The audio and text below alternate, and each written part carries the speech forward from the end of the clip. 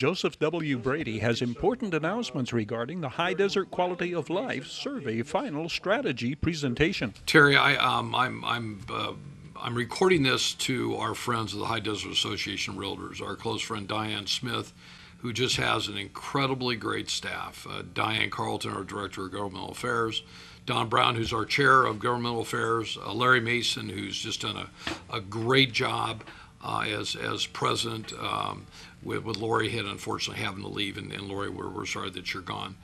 We have a great group. We're the second largest trade association in the High Desert. Like it or not, we do some great stuff. I mean, last year real estate did almost $1.8 billion. A good portion of it is done by High Desert Realtors. Now, there's High Desert Realtors, there are real estate agents, and there are MLS members. This message is to my friends at the High Desert Association Realtors and the High Desert Association Realtors MLS. Please tune in. Go to www.highdesertsurvey.com. Sign up. I'm going to ask Diane and the board if they would allow her staff to play this and send this link out to the MLS members and to the Realtor members. On Sunday, October 4th at approximately 11 o'clock in the morning, I will lead off the survey results that we raised $80,000, almost $80,000, for probably 20 minutes, and then I'll be joined by Dr. Barbara Sirotnik at Cal State San Bernardino with the Applied Research Department, and then with Dr. John Husing. And a lot of what they're going to talk about has a huge impact on real estate and what we can do to make the High Desert a better place to live, work, and play. So people would say, well, why did we pick a Sunday to do it? I think in the next couple of paragraphs you'll find out why. We have aligned ourselves with a gentleman who I'm incredibly fortunate to know. I knew him in a very different role. His name's J.J. Borgia. J.J. has his own marketing firm called Clete, K-L-E-T-E. They ran a survey last weekend across the High Desert, and they were able to do some type of analytics. And they surveyed 11,000 people, and some of them answered the question, some didn't.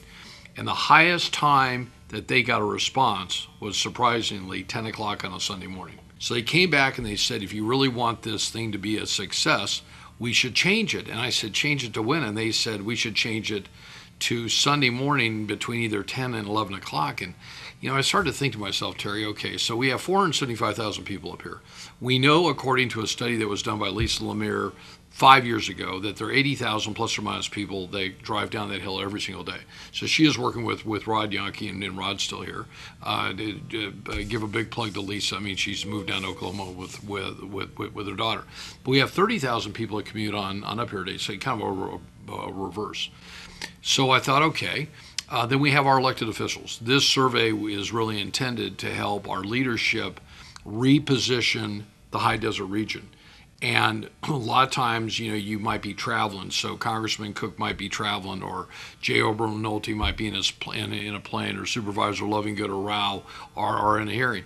Well, on a Sunday morning, 11 o'clock, by George, everybody is typically at home. So Terry, we are a go. So this is kind of like a spaceship. We are a go for Sunday morning, October 4th, 2020 at 11 o'clock.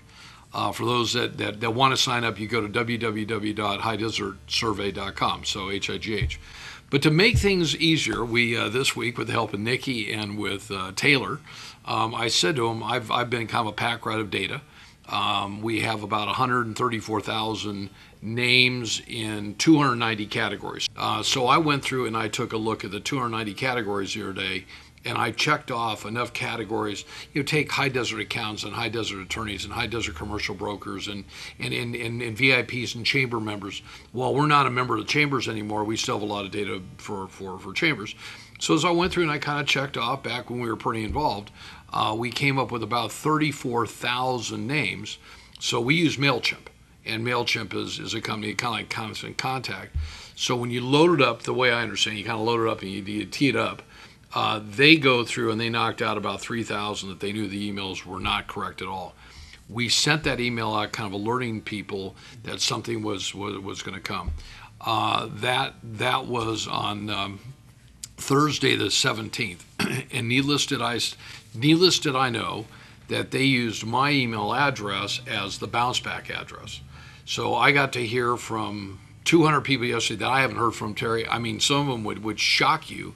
People that you and I know that go way back, that they thanks for what's going on. We want to be a part of this. So, yeah, all systems are go. Dr. Husing will record out of his home down to Redlands. I was on the phone with Dr. Sorodnik last night. She's ready. So she's going to do her interview from her husband's office.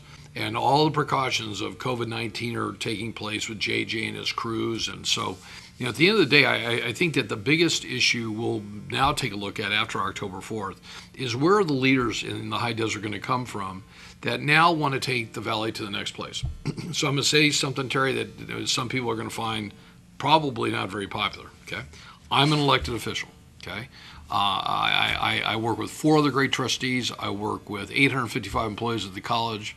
And then I have a certain responsibility. We have a lot of elected officials up here. So we have 5 city councils, we have water districts, we have CSAs, we have park and recs and all that.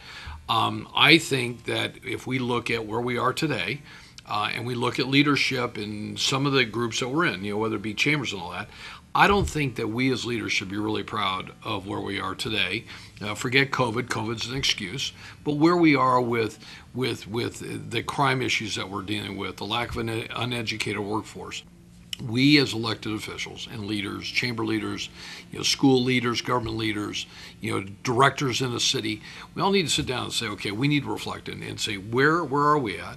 We had a bunch of sponsors that helped us raise, I think it was $77,400. I'm going to give you the list. You can put them on down. I mean, I'm incredibly grateful to every one of these. I mean, from Wesley or at the Holiday Inn and John Rader at Barstow Hospital, all the way up to John O'Haney and Tapestry and Ted Alejandre and Craig Garrett and Dr. Nair and Ken Shear.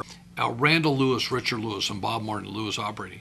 When I called them, they all recognize that there's an issue up here. So I know that there are only a few politicians that did not like the fact of the survey. There was one in particular at the Board of Supervisors. I won't name who it was, but you can figure out there's 2 that oversee our area that did not support this. This is our problem. And if we want to grow and we want to go to the next level, which there's no doubt in my mind that we can, now's the time that we got to come together.